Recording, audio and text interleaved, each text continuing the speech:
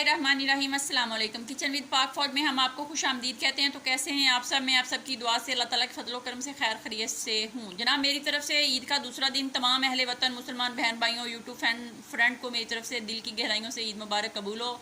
खुश रहें, आबाद रहें, अपने घरों में जी फैमिलियों के साथ इंजॉय करें। बच्चों की ईद होती है तो बच्चे जनाब रेडी हो गए हैं ईद के दूसरे दिन के लिए। तो आइए इनसे पूछते हैं, मिलते हैं। तो इनका दूसरा दिन गुजर चुका है या गुजर रहा है, कैसा गुजर रहा है? तो मीरब कल गिर गई थी घर में सीढ़ियों से, तो इसको चोट लग गई जनाब सर के पीछे, तो इसलिए इसको पट्टी बांधी हुई है, इसके ब्लड वगैरह भी निकला था।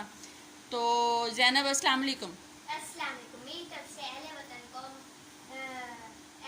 को मुसलमानों को मम्मा के यूट्यूब वाले फ्रेंड्स को दिल की गहराइयों से खैर मुबारक। मेरे बाप क्या बोलोगे बेटे? मेरी तरफ से बाबा रोटटी हो।